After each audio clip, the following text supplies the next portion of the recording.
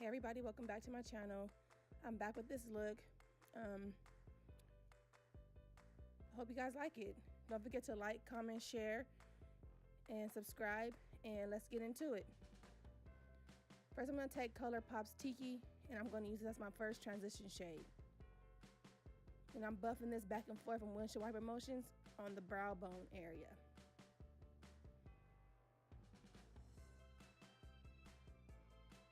Then I'm going to take Makeup Geek's Desert Sands, and I'm going to use this as my second transition shade. Initially, when I started this tutorial or this video, I was going for something different.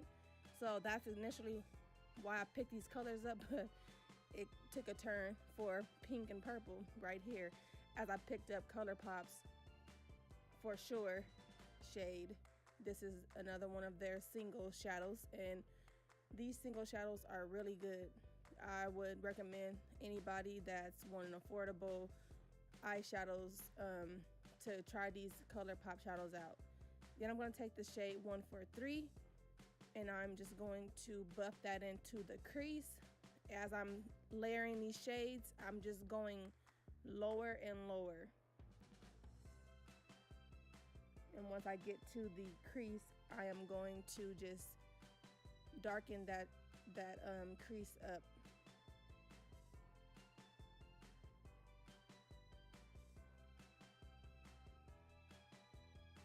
Taking the shade 325 from Inglot, this is another one of their single shadows. I'm just going to concentrate this shade because it's darker. I'm going to concentrate this in the crease. Then I'm going to take the Inglot gel liner in 77, and I'm going to use this to darken out the outer V of my eye. Now, I would not recommend to do this if you are not aware of how to blend and how to blend fast, because even with myself, it gave me a little bit of trouble, because once you set this eyeliner, or once it goes down, it does not move, it does not crease, it does not budge. So I would recommend starting off with a light hand with a black eyeshadow, which I did go over that black gel liner. Then I'm going to take this MAC Soft Ochre paint pot, and I'm just going to use this to cut the crease out, and I'm going to go I'm not going to go all the way. I'm just going to go a little bit past half of the eye, and taking my time doing this. All these steps are pretty much in real time. I didn't really speed anything up, so I wanted to, you know, show how things were in real time. But you want to get the flattest brush that you have, and you want to just take your time, follow the cuts of your eye. I don't know if that makes sense, but yeah. Then I'm going to use this fluffier brush to blend out, you know, the paint pot, to make sure everything is laid flat and as flat as possible and even, so that my eyeshadow does not crease or budge. As you can tell, I did not set that base again, because I found that once you leave it tacky, because this eyeshadow base gets tacky, like it gets real sticky. So once you add the eyeshadow on top of that base without it being set, it goes on so much better. Like, I was wondering a long time ago why my eyeshadows were starting to crease and flake off and not come off, and it came off real patchy. That was because I was setting the bases, and I just decided to not set the base and see how it went, and it actually went very well.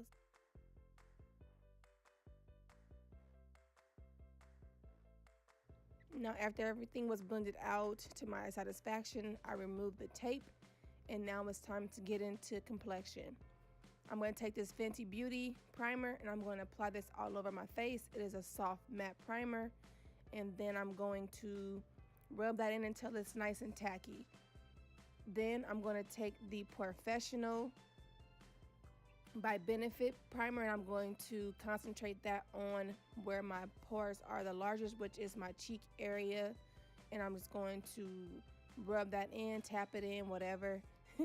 Then I'm going to take the Huda Beauty foundation in the shade Cinnamon, and I'm going to use the ColourPop No Filter concealers. I love these concealers. If you do not want to spend the money, I think the Shape Tape concealers are like $20 something. If you don't want to splurge on those concealers, I do recommend these ColourPop concealers, because $6 for these things, and they are so bomb. These are like a dupe for the Shape Tape concealers, and I know I went crazy because I think I bought like every shade in these concealers, but hey, they're so worth it. Then after I got everything blended out, I'm going to take this Laura Mercier translucent powders, the regular translucent powder I use to set my under eyes, and the brown one I use to set my face. I recently did my makeup and just for a regular day, and I did not set my face with that brown setting powder or translucent powder, and I'm telling you, my makeup was in shambles. So I know I can't function without that medium deep translucent powder from Laura Mercier. Like Auntie Laura, she got that powdery crack, because that stuff is like addicting. Then I'm going to take my flat kabuki brush from e.l.f. and I'm going to rub all that powder in and make it even. Then I'm going to take my Sephora Micro Smooth powder. That's another one of the powders I cannot live without. And I'm going to do the same thing to bring some color back to my face and to get that flawless base.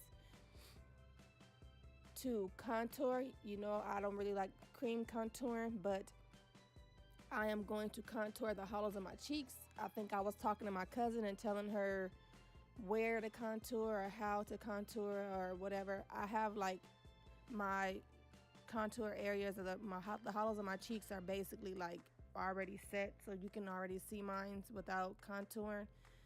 But I was just basically explaining that to her. Then I took that NARS blush and I'm just gonna dab a little bit of that on the apples of my cheeks.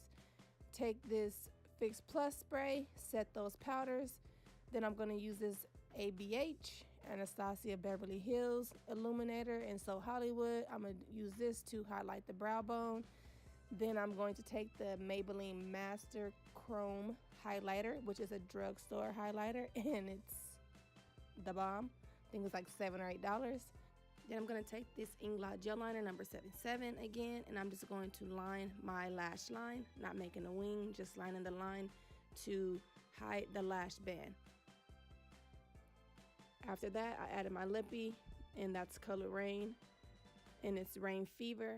If you guys enjoy this video, go ahead and give me a thumbs up, like, and subscribe. The button is right there, down to the right or left of your screen. And go ahead and click it. Okay, thank you. Until next time, you guys, take care.